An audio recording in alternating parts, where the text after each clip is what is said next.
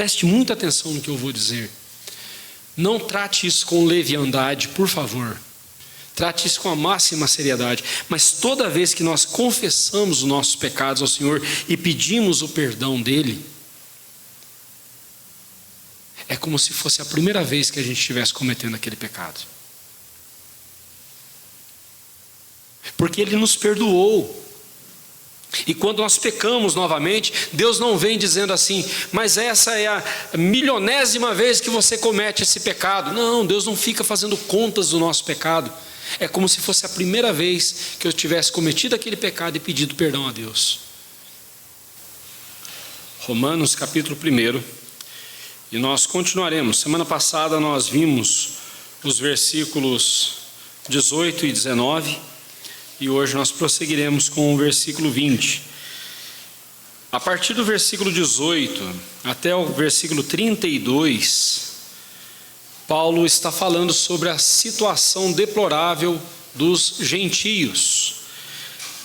Capítulo 1, 2 e 3 tratam sobre a deplorável condição espiritual da humanidade. Então primeiro ele fala dos gentios, depois ele falará dos judeus.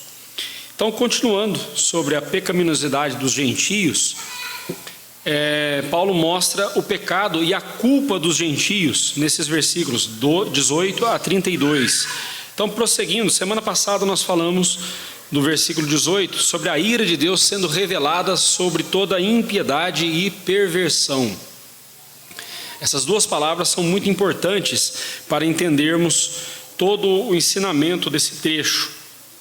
A palavra impiedade significa falta de reverência para com a pessoa do Senhor Deus, e perversão aqui é também traduzido por injustiça, que significa falta de reverência para com a palavra de Deus. Então, Paulo descreve como é a vida dos gentios. Eles, mesmo tendo conhecimento de Deus, eles não glorificaram a Deus. Então, quando nós vamos agora para o versículo 20, o apóstolo Paulo diz assim: porque os atributos invisíveis de Deus, assim o seu eterno poder, como também a sua própria divindade, claramente se reconhecem desde o princípio do mundo, sendo percebidos por meio das coisas que foram criadas. Tais homens são, por isso, indesculpáveis. Esse versículo ele fala sobre a visibilidade de Deus, que é invisível. E como é que eu vejo Deus? Eu não vejo a pessoa de Deus, mas eu vejo os atributos de Deus. Eu vejo as qualidades. Atributos significa qualidades. Eu vejo as qualidades de Deus na obra da criação. Olhando para a criação, eu vejo a grandeza do poder de Deus, como Paulo diz, o seu eterno poder, como também a sua própria divindade, claramente se reconhecem na criação desde o princípio, ou seja, desde quando o mundo foi criado, os homens sempre souberam da existência de Deus. Então aqui nós encontramos o conteúdo do conhecimento de Deus, conteúdo este que todos os homens receberam. Conhecimento este que os homens, os ímpios, rejeitam. Conhecimento este sobre Deus que os homens negam. Como nós vimos no versículo 18, eles detêm a verdade pela injustiça, ou seja, eles suprimem em seus corações, eles sufocam em seus corações a verdade sobre a existência de Deus. Eles sabem que Deus existe, mas eles dizem assim: eu não vou obedecer, eu não vou crer, eu não seguirei a esse Deus, eu sou o dono da minha vida. Toda vez que nós pecamos, nós estamos fazendo isso. Toda vez que nós damos as costas para Deus e vamos para o pecado, nós estamos dizendo exatamente o mesmo que esses ímpios estão dizendo. Nós estamos dizendo o seguinte: eu sei que Deus existe, eu sei que Ele não quer que eu faça isso, mas eu quero fazer isso e eu vou fazer. Essa é a impiedade, essa é a perversão que está no coração do homem. Então, os homens sabem que foi Deus quem criou tudo o que existe, mas no íntimo de seus corações eles o negam, mesmo aqueles que nunca ouviram sobre Deus, tal como ele é revelado nos evangelhos, mesmo aquele que nunca teve uma Bíblia nas suas mãos, o seu coração sabe que existe um ser maior, um ser que criou tudo isso, mas ele nega, porque ele sabe que se ele reconhecer a existência deste Criador, ele vai ter que se submeter a este Criador. Mas é tola a ilusão dele, é tola a ilusão do ser humano, porque todos nós, querendo ou não, vamos nos submeter à pessoa de Deus, vamos nos submeter ao senhorio do Senhor. Então a ordem das palavras, como ele está traduzido aqui no texto grego, é um pouco diferente de como aparece aqui para nós aqui na revista e na versão revista e atualizada. No texto grego seria literalmente traduzido assim: pois desde o princípio do mundo, os atributos invisíveis de Deus, tanto o seu eterno poder quanto a sua divindade, são percebidos e vistos claramente por meio das coisas criadas por Ele. Por isso estes homens são indesculpáveis. O que Paulo está dizendo aqui é o seguinte: nenhum ser humano se apresentará, todo ser humano vai se apresentar diante de Deus, mas nenhum desses seres humanos poderá dizer para Deus o seguinte: Senhor, eu não sabia que o Senhor existia, eu não tive provas suficientes da sua existência para crer no Senhor. Paulo está dizendo aqui o seguinte, que esses homens são indesculpáveis. Ninguém poderá chegar diante de Deus nos céus e se desculpar dizendo a sua ignorância: mas eu não sabia, mas eu não só não sabia, como o Senhor também não deixou claro para mim que o Senhor existia. Não, Paulo diz que os atributos de Deus, a sua glória e o seu eterno poder são claramente reconhecidos. A diferença é que sem a Bíblia nós não sabemos quem é este Deus. Mas todo ser humano, todas as pessoas, todas as culturas, por mais primevas que elas sejam, por mais primitivas que elas sejam, todas as culturas admitem a existência de um ser maior. Lá no capítulo 2, Paulo falará sobre, no versículo 15 do capítulo 2, ele falará sobre a norma da lei gravada no coração dos homens. O que ele quer dizer com isso? Todo ser humano sabe que existe bem e mal. Todo ser humano sabe que tudo isso que existe não pode ter sido obra do acaso.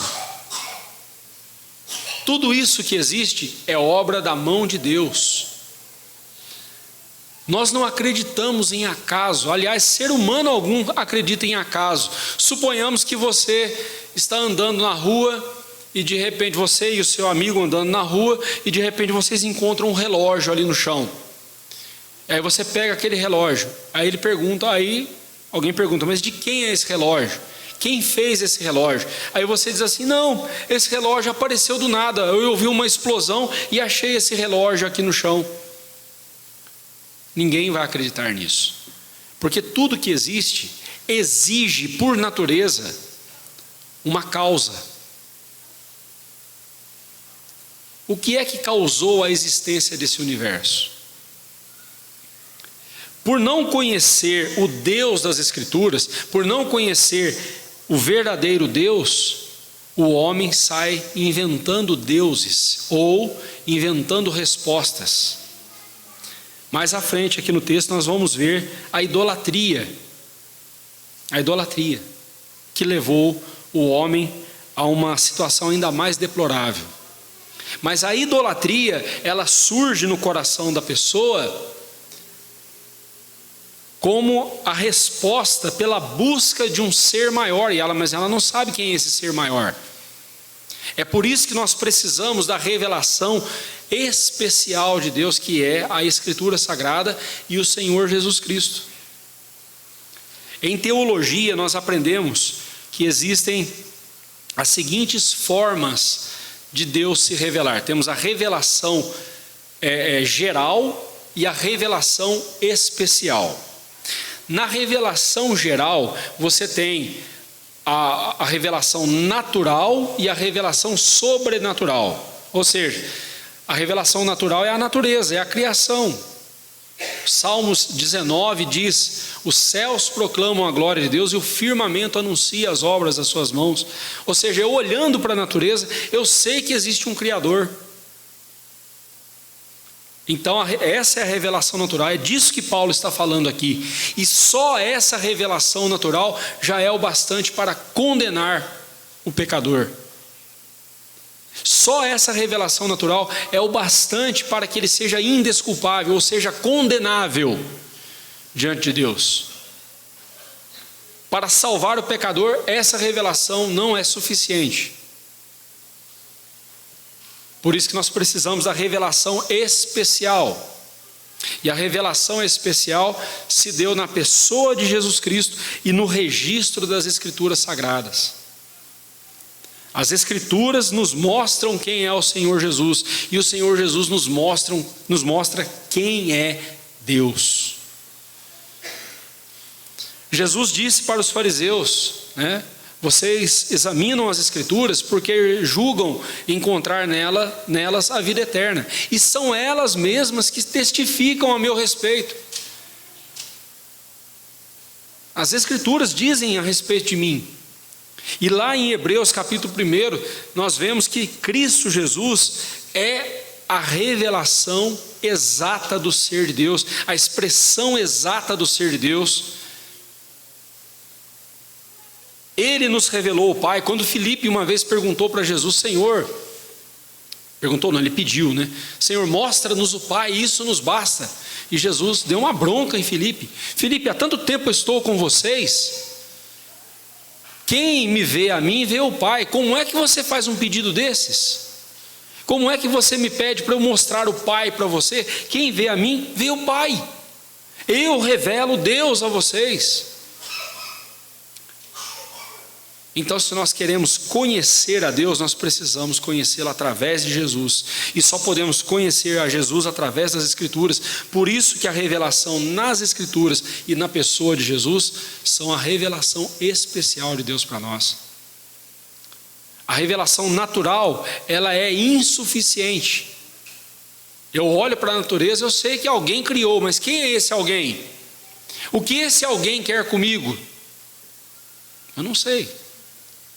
Mas preste atenção, Paulo está dizendo aqui que esse conhecimento natural, da revelação natural de Deus, é o suficiente para te mandar para o inferno. Porque você, sabendo que existe um Deus maior, um ser maior, você não buscou, você não foi atrás, você não se pôs em busca.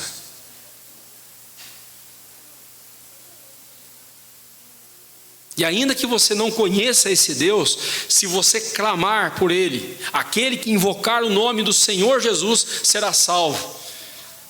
Será salvo da ignorância, será salvo da condenação, será salvo dos seus pecados. Se você clamar, Ele vai se revelar a você e vai mostrar para você quem Ele é. Comece pelas Escrituras. Estudando as Escrituras você vai conhecer Jesus. Mas não é desse conhecimento que Paulo está falando aqui. Ele está falando desse conhecimento natural. A natureza me mostra que existe um Criador, e só isso é o suficiente para mandar qualquer um para o inferno.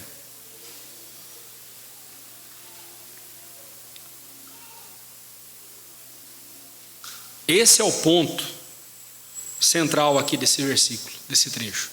E nós precisamos ter isso em mente. A revelação natural de Deus é suficiente para tornar o homem indesculpável diante do Senhor. Ninguém vai poder chegar diante de Deus nos céus e dizer assim: Senhor, eu não tive provas da sua existência. E Deus vai dizer o seguinte: a criação é o grande outdoor da minha existência. O grande mural da minha existência é a criação, e você negou. E você se recusou. E você, ao invés de buscar o Criador, você buscou a criatura. É isso que Paulo vai descrever nos próximos versículos que nós veremos nos próximos domingos. Então, grave isso. Essa revelação natural é suficiente para condenar o homem, mas não é suficiente para salvá-lo. Por isso que Deus mandou Jesus, permitiu que a sua revelação fosse registrada nas Escrituras, para que pudéssemos conhecer a Deus.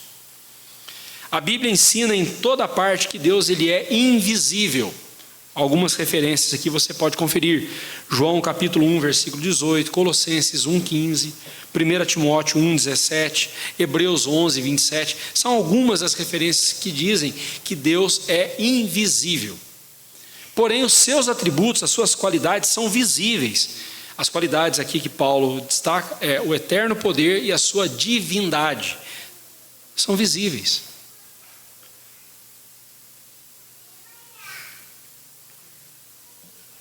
São invisíveis, os olhos não podem ver, mas a nossa consciência pode observar os efeitos dos atributos de Deus. A criação é efeito, Deus é a causa. Eu não vejo a causa, mas eu vejo os efeitos dessa causa. Eu não vejo Deus, mas eu vejo as obras que Ele faz. Esses atributos divinos de Deus, eles são reconhecidos, são percebidos pela nossa consciência, pela nossa percepção. E essa consciência da existência de um ser maior é algo que é inato, é inerente ao ser humano, algo que está no coração da pessoa, algo que está no coração da pessoa, de todos os homens, de todos os seres humanos. Aqueles que não conhecem a Deus, o Deus revelado em Cristo e nas Escrituras, eles sairão por aí buscando outros deuses para adorar, buscando outras coisas para adorar. Mas esse ato de adoração, ainda que seja idolatria, mostra que o ser humano foi criado para adorar a Deus, foi criado para viver para a glória do Senhor. Então, quando o ser humano, mesmo não conhecendo o Deus revelado em Cristo e nas Escrituras, mesmo não o conhecendo, e quando ele sai em busca de outras fontes de adoração, ele está ali assinando a sua sentença de condenação, dizendo o seguinte: eu sou indesculpável, eu sou condenável na presença do Senhor, eu sou indesculpável, não há como me justificar. Prosseguindo, o apóstolo Paulo diz que eles são indesculpáveis. A palavra traduzida aqui por indesculpáveis quer dizer sem desculpa, sem defesa legal. É como se alguém se apresentasse diante de um tribunal, de um juiz, sem advogado. Ele cometeu o crime, mas não tem advogado para advogar a sua causa. E ele então é condenado. Ele não tem como se justificar diante do juiz. Ele não tem como mostrar a sua inocência, porque ele é culpado. E é isso que Paulo está dizendo: todos os homens são indesculpáveis diante de Deus. E preste muita atenção nisso. Diante de Deus nós não podemos inventar desculpas, mas nós precisamos da justiça de Deus em Cristo Jesus para sermos salvos. Nós precisamos de Jesus, por isso nós temos que correr para Jesus. Olhe novamente para as palavras iniquidade e perversão, lá no versículo 18. Como eu disse, a palavra impiedade significa falta de reverência, falta de temor a Deus, e a palavra perversão significa injustiça, ou seja, falta de reverência para com a palavra, para com a lei do Senhor. Não se trata apenas de uma postura de insolência e irreverência, falta de temor e desobediência a Deus. Trata-se de uma rebeldia deliberada, um desprezo por Deus que tenta por todas as formas abafar, suprimir e calar no seu coração qualquer evidência a respeito de Deus. Veja, por exemplo, os cientistas naturalistas ateus. Como eles conseguem estudar a natureza as obras da criação e negarem a existência de Deus, admitindo baboseiras, besteiras como o evolucionismo. Essa semana nós vimos ali, né, aquele astronauta cristão, me fugiu o nome dele aqui agora.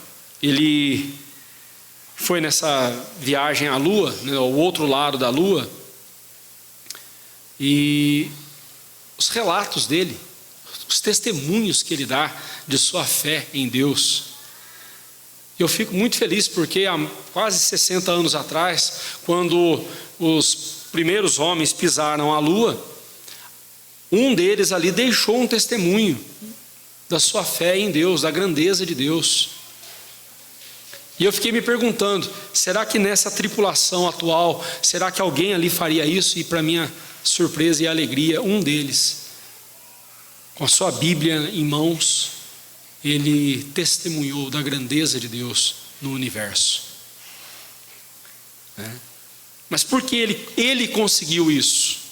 Ele, um cientista, ele crê, porque Deus teve misericórdia e abriu seus olhos. Mas os homens, mesmo vendo as grandezas da criação de Deus, negam a existência de Deus. Por quê? Porque não querem se submeter a Deus, não querem obedecer a Deus.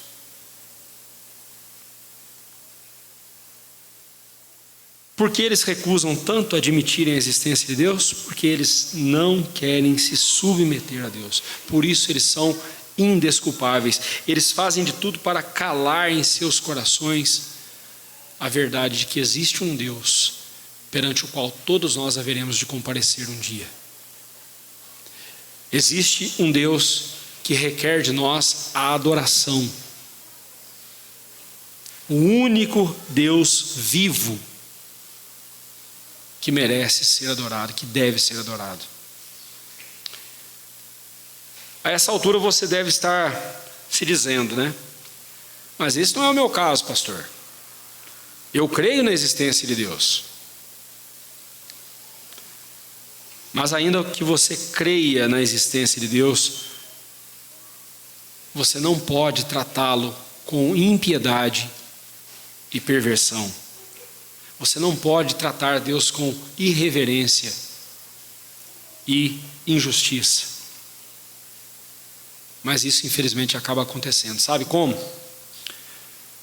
Talvez a gente não cometa o mesmo grau de impiedade desses ímpios, mas quando naqueles momentos em que nós cedemos à tentação e pecamos contra Deus, nesse momento em que nós pecamos contra Deus, nós estamos agindo exatamente como esses homens indesculpáveis estão agindo.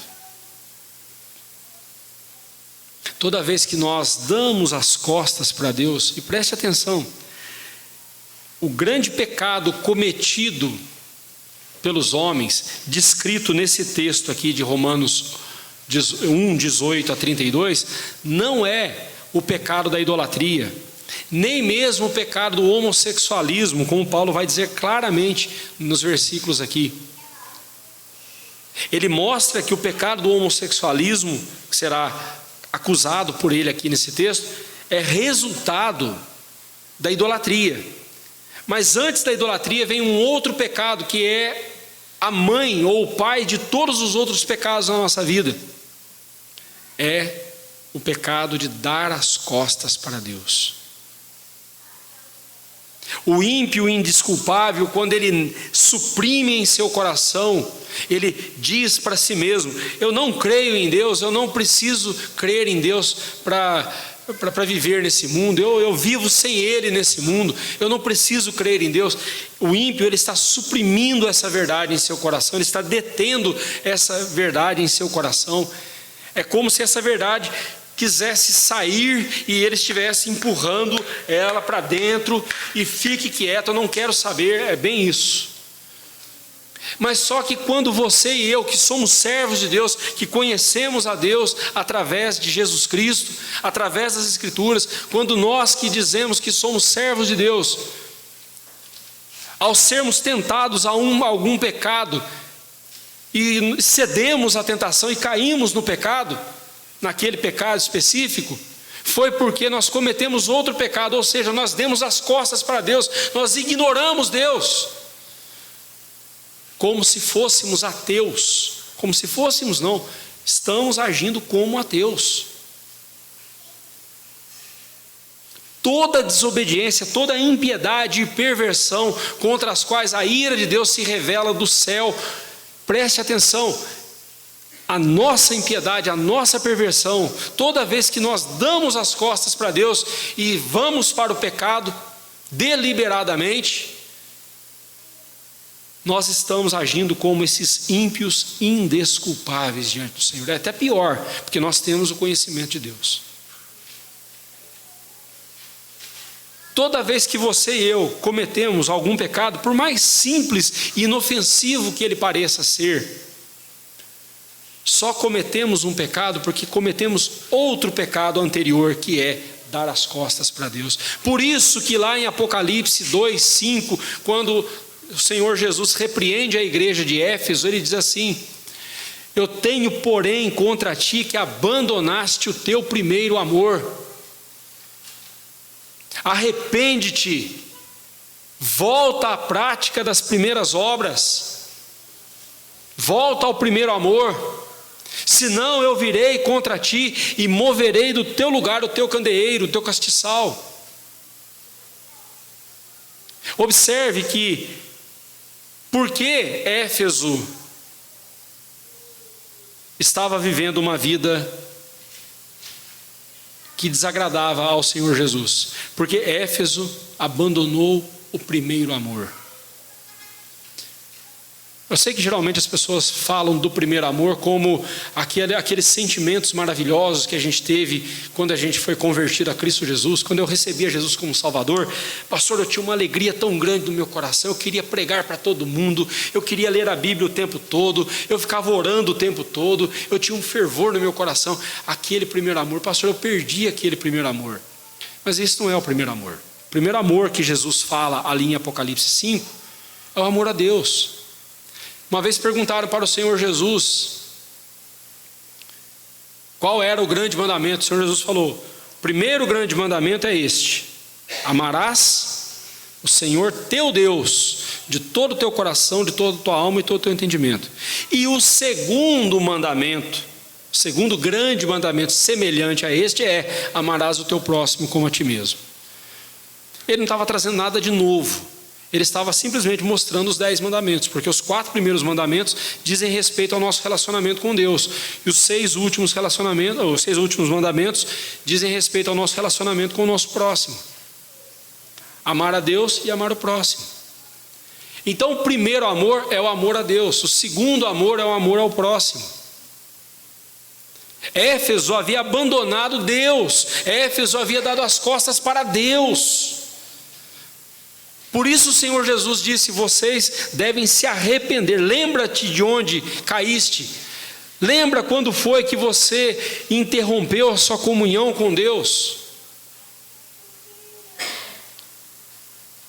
Vamos pegar aqui o caso de uma pessoa, de um irmão, que está lutando contra um vício. Já faz alguns meses, alguns anos que ele não cai no vício, ele não comete o pecado do vício. Mas aí um dia ele vem e te procura e diz assim: estou muito triste, isso porque depois de 5 anos sem fazer uso daquela substância, eu pequei, eu usei. E aí, se ele for no Alcoólicos Anônimos ou no Narcóticos Anônimos, vão dizer para ele o seguinte: você botou a perder tudo que você fez nos últimos 5 anos.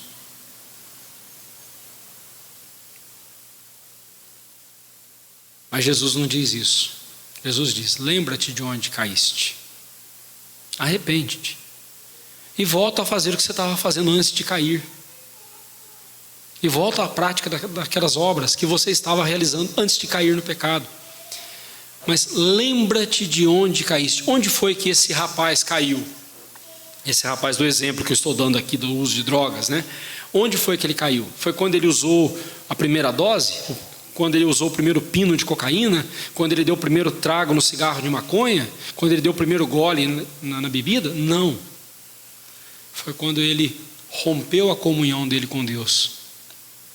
Foi quando ele vinha numa constância de oração, de leitura da palavra, de guardar os seus pensamentos para não serem tomados por pensamentos impuros. Ele vinha numa comunhão com a igreja, unido ao povo de Deus, adorando o Senhor. Ele estava ali espiritualmente falando, uma vida pujante, uma vida frutífera. E aí naquela manhã ele levantou, ao invés de rotineiramente, como ele fazia, orar e ler a Bíblia, ele diz assim: acordei atrasado hoje, depois eu leio a Bíblia, depois eu oro. Afinal de contas eu estou em superávit com Deus, né? Já tem um bom tempo que eu estou lendo, estudando, orando, então já estou, a minha cota com Deus de comunhão está lá em cima, está bem. E aí ele se permite quebrar aquele ritmo que ele vinha de oração, leitura da palavra, estudar a palavra de Deus, de comunhão com os irmãos. Ele se permite quebrar ali naquele momento específico.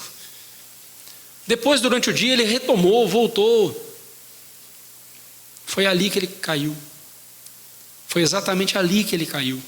Naquele momento em que ele deu as costas para Deus, ele cometeu o pecado de não estar em comunhão com Deus, não se arrependeu, não pediu perdão e seguiu a vida como se tudo estivesse bem, como se não tivesse nada errado. Quando a tentação voltou, ele estava enfraquecido. Por isso que Jesus fala: vigiai e orai. O espírito está preparado, mas a carne é fraca. O nosso corpo está constantemente apelando para os sentidos do pecado. O nosso corpo quer ser satisfeito, mas o nosso espírito tem que estar preparado. E como é que eu preparo o meu espírito? Em oração na presença do Senhor, em meditação constante na palavra de Deus. Significa que eu tenho que estar lendo a Bíblia o dia inteiro? Não. Significa que você leu a Bíblia, estudou a Bíblia ali no seu momento devocional e você fica o dia todo remoendo essas verdades no seu pensamento, no seu coração. E toda vez que a sua mente for atacada por pensamentos impuros, você revida automaticamente com a palavra de Deus e não dá moleza, não dá trégua. Você luta contra esse pensamento, veio um pensamento, veio uma tentação, você luta contra essa tentação, resiste bravamente pelo poder da palavra de Deus. Utiliza ali a armadura do Espírito, né? Toma o escudo da fé, se protege com o escudo da fé, põe o capacete da salvação, a certeza da salvação. Eu sou salvo em Cristo Jesus, eu pertenço a Cristo Jesus. O cinto da verdade, a minha vida está fortalecida pela verdade de Deus. Eu estou revestido com a couraça da justiça de Jesus. Meus pés estão calcados no evangelho da paz.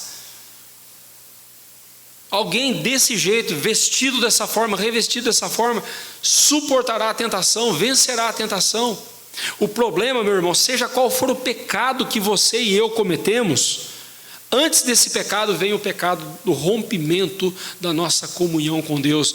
O pecado de deter, suprimir a verdade da existência de Deus em nosso coração.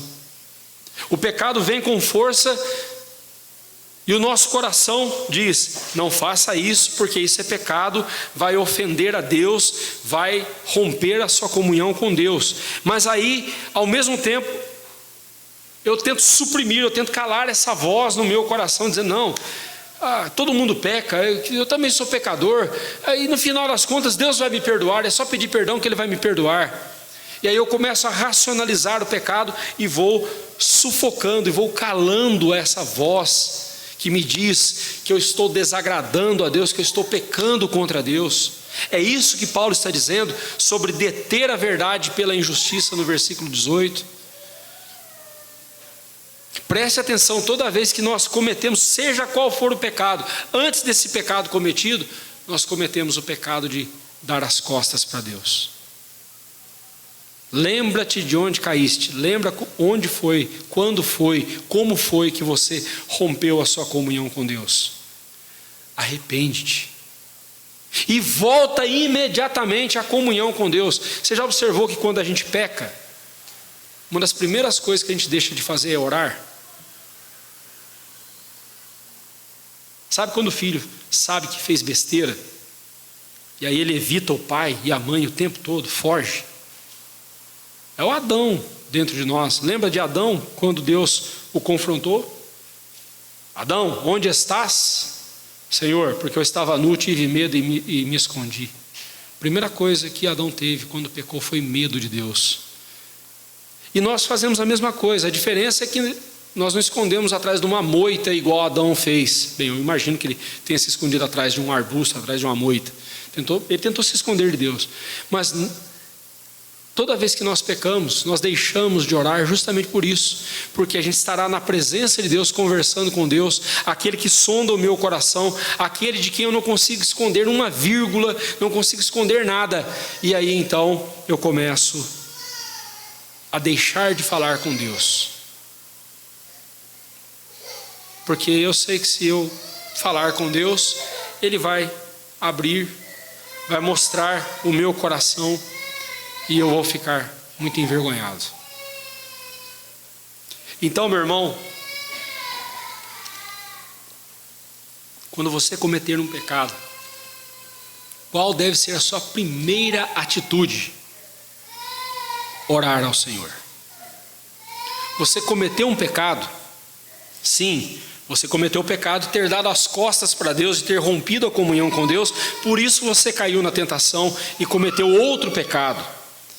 Aquele pecado no qual você caiu já é o segundo pecado, porque o primeiro foi ter abandonado Deus. Então, quando você cometer esse segundo pecado, ou se você perceber que já cometeu o primeiro pecado de romper a comunhão com Deus, lembra-te de onde caíste. Arrepende-te. E o arrependimento inclui confissão do pecado, pedido de perdão. E em seguida, volte às primeiras obras, volte à comunhão com Deus imediatamente, porque só assim você vencerá o pecado. Pastor, vamos pegar o caso daquele rapaz de novo. Pastor, mas eu fiquei 5 anos sem usar a droga, e aí eu deslizei e cometi o pecado. Perdi tudo. Para com isso. Isso aí é filosofia humana. A Bíblia não diz isso. A Bíblia diz o seguinte: lembra onde foi que você caiu?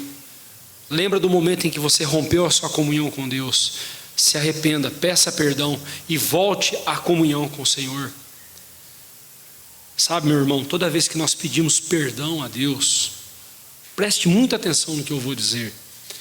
Não trate isso com leviandade, por favor. Trate isso com a máxima seriedade. Mas toda vez que nós confessamos os nossos pecados ao Senhor e pedimos o perdão dEle, é como se fosse a primeira vez que a gente estivesse cometendo aquele pecado. Porque Ele nos perdoou. E quando nós pecamos novamente, Deus não vem dizendo assim: mas essa é a milionésima vez que você comete esse pecado. Não, Deus não fica fazendo contas do nosso pecado. É como se fosse a primeira vez que eu tivesse cometido aquele pecado e pedido perdão a Deus. Tamanha é a misericórdia de Deus. Não trate isso com leviandade, por favor. Ah, então é assim? Ah, então beleza, então vou viver do jeito que dá. Não, irmão, não é assim não. Eu digo isso para que o seu coração se encha de alegria, se encha de esperança e volte a obedecer a Deus. E volte a obedecer ao Senhor de todo o seu coração, com amor e com confiança na misericórdia dEle, não na sua perfeição em obedecê-lo. Eu vou usar uma frase aqui, depois, outro dia, eu explico melhor essa frase para você. Cristo não quer performance, Cristo quer confiança. Cristo não quer ver a nossa performance espiritual, como é que nós estamos vencendo, como é que nós estamos fazendo. Ele não se importa com isso. O que agrada a Deus é quando o nosso coração está totalmente depositado, confiante em Cristo Jesus. Se quisermos honrar a Deus, não é com a nossa perfeição, entre aspas, obedecendo e fazendo tudo direitinho, tudo bonitinho, não. É quando nós confiamos em Jesus e depositamos a nossa confiança e fé somente em Jesus. É assim que nós agradamos a Deus. Não é quando eu digo assim, puxa vida, já tem 10 anos que eu não caio nesse pecado, eu sou um crente maravilhoso. Não. Você está pecando de outra forma, você está pecando por soberba, por arrogância, por performance. E Cristo não está preocupado com isso. O que agrada a Deus é quando eu me aproximo diante do Senhor e digo: Senhor, mais uma vez eu pequei contra Ti. Eu peco contra o Senhor por pensamentos, por palavras, por ações, por omissão. Senhor, eu sou tão miserável. Mas, Senhor, eu confio em Jesus. Ele foi perfeito, Ele é perfeito. Ele te agradou de uma forma como eu jamais poderei te agradar. Por isso eu confio em Jesus. Me receba, Senhor, na Tua presença, não por mim, mas por Jesus.